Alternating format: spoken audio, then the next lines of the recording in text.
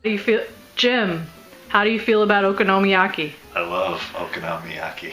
Say it 10 times. Okonomiyaki, that's all. Faster. No. All right. Okonomiyaki. All right. Enjoy your okonomiyaki. Itadakimasu. Welcome to Japanese Cooking with Klein Sensei. Tonight's episode, Okonomiyaki. That's pretty good, Jim. So tonight we're going to be making okonomiyaki, which is a really tasty Japanese pancake. But the first thing we want to do, because the best part of this pancake is the different toppings you put on it. And one topping we're going to make is this special sauce. They usually call it bulldog sauce in Japan. I don't know why, but it's really easy to make. You probably have some of these things at home that you can make it with. So we're going to start. First thing you're going to use is some ketchup. Okay? So regular old ketchup that you put on burgers. Oop, I just squeezed it all over the place, but 4 tablespoons full. So tablespoon is the big spoon. 1, 2, 3, splat. 4. I shook it up beforehand, but you might need to shake it up. Can I zoom in and out? Yeah, Oh. but start over. Yeah. Oh, that's good. All right, 4 spoonfuls of that. So next we're going to use Worcestershire sauce. So most people have this at home. You often use it on steaks or meats, Worcestershire sauce. So we're going to use 3.5 tablespoons of Worcestershire sauce. Okay, smell it, make sure it's still good. But Anchovies. yeah, I don't know what's now. This I think is vegan Worcestershire sauce. So 3.5. 1, 2, 3.5. I'm just going to eyeball it, but you might want to measure it. Okay, so Worcestershire sauce. Okay. So next we're going to add, it says to use oyster sauce, but I don't have any, so you can substitute soy sauce, just use a little bit less. So this recipe calls for 2 tablespoons, again the big spoon of oyster sauce. So I'm just going to use like a spoonful and a half of soy sauce. 1.5.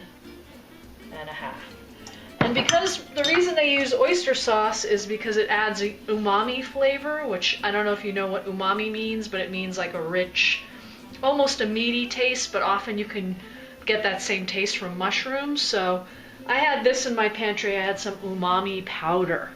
So if you have any umami powder or mushroom powder in your house, just add a few shakes of that to give it a little umami, okay? So now I'm going to mix it up with my tablespoon. And there you see, it's a nice, rich colored sauce. Oh, you can also add a little bit of sugar, a tablespoon of sugar, but we're not going to do that because sugar's not that good for you. But you might want to add it just to make it a little tastier. So 1 tablespoon, again, 1 big tablespoon of sugar. Okay, there's your sauce. Okay, you're going to probably use it all because it's nice to use a nice amount of it. Okay, so come back to my thing. So, this is our special sauce, our bulldog sauce. If you come on over here, you'll see another couple of nice things are to have on top of your pancake is bonito flakes. And most people probably don't have these. They're called katsuobushi, but you can get them at the supermarket sometimes or an Asian store. They're little flakes. You can see they look kind of like shavings, okay? They almost look like wood shavings. They're fish, right? And they smell like fish. Yeah, they're shaved, dried fish. Another good topping is seaweed, okay? So here's a seaweed snack. These are nice Korean seaweed snacks, extra tasty. So you can toast those and crumble them up. So I'll show you that when we do the final. And another important topping is mayonnaise, okay? So any old mayonnaise will do. This happens to be spicy mayonnaise. So spicy mayonnaise is good if you mix your mayonnaise with a little bit of sriracha sauce, hot sauce, but just a little bit. So you want to taste your pancake. And this is something you probably don't have at home, but we just happen to have. When we have okonomiyaki at the dojo, we'll have this. This is pickled ginger. So it adds a really nice little bit of spicy, pickly taste. So it's called shioga, pickled ginger. All right, so great. Well, I'm gonna get started getting my pancake ready. and we'll get ready for our okonomiyaki. Thank you. Yay. All right. Okay, we're ready to make our pancake. So first thing you got to do is shred up a bunch of cabbage. So this is 4 cups. So here's a whole cabbage. So it's about a little more than a quarter of a whole cabbage. That was kind of a small cabbage. If you have a big one, it may be only a quarter. So cabbage in the pot. Let me get a spoon. You don't have to follow me in here. All right, let me get a spoon. So I put my cabbage in the mixing bowl. Okay, next thing I'm going to add is some onion. Okay, I cut up a little bit of onion. Okay, probably about a quarter cup. Okay, if you have scallions or green onions, just use the white part for this. Okay, mix it up. Okay, next thing I'm going to add is some, next thing I'm going to add is some ginger. So I grated some ginger. Here's some beautiful piece of ginger. You don't have to get that close. Move back. So here's a nice, beautiful piece of ginger that I grated. Tell me how you don't give directions to the director. Just be quiet now. All right, I added about half a teaspoon of ginger. I added about half a teaspoon of ginger into the mix.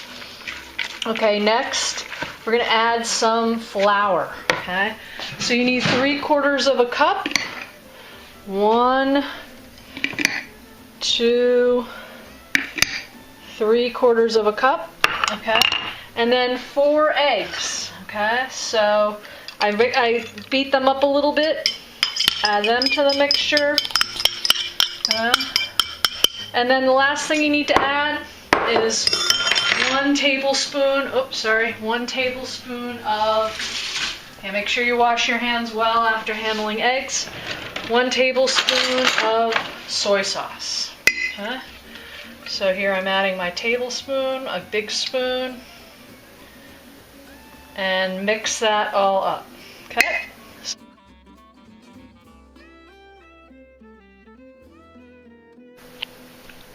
All right, we've mixed up our mixture, so take a look at this. You really want to mix it well. So you can see it's quite eggy. It's got a lot of egg in it, but it's really nice and mixed in. The cabbage is nicely mixed in. And we've heated up some sesame oil. So you might not have sesame oil at home. If you don't have that, you can just use olive oil. And what we're going to do is we're going to scoop, a bunch of this into the frying pan when it's nice and hot. And squish it down. So I'm going to make one probably about this big to start. Okay, so it's not like a regular pancake. It won't pour out like a liquid, but just squish it together really well. I'm going to turn the heat up a little bit. And then what you're going to do is you're going to cover it. And let it cook for about 5 minutes. Okay? Actually about 8 minutes. About 8 minutes until you really want a chance for it to steam through and really cook that cabbage, cook those onions.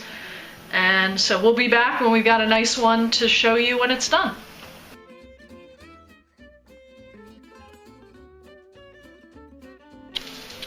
Hi everyone, take a look. This is after it's been cooking for about 5 or 6 minutes. You can see it's a little brown. That's when we want to flip it. Oh, I waited a little too long. So you want it just to be a little bit brown. So I probably had the heat a little too high.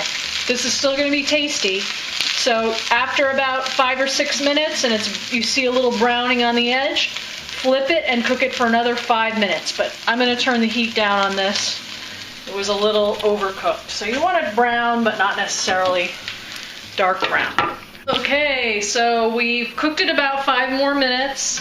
Again, you want to make sure it's golden brown on the bottom. Again, it's a little dark here, but if I turn the temperature down, it would be a little lighter brown, but this is still good.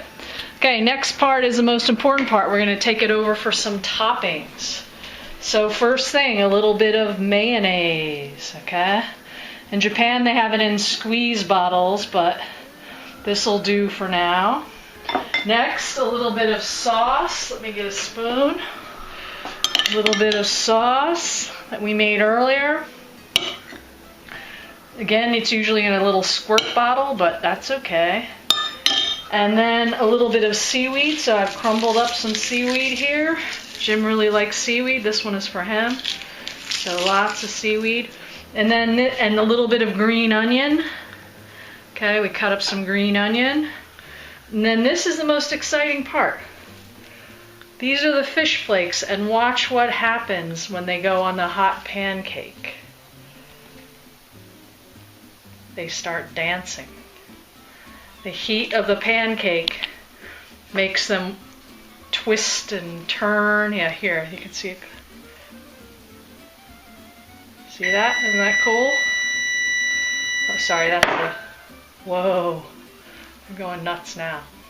So that's why it's nice to have these katsuobushi or bonito flakes, but this is still a really tasty, cheap dish. Jim and I were talking about how we had a really good one in Hiroshima. That city's really known for its okonomiyaki. Also Osaka. It's actually kind of hard to find in Tokyo. It's not a city known for its okonomiyaki, but you can find it if you want to. And it's a really great dish to have if you don't have many ingredients, but if you can find the dancing fish flakes, I highly recommend it. Okay, thank you very much, and hope you enjoy your okonomiyaki. Itadakimasu. Itadakimasu.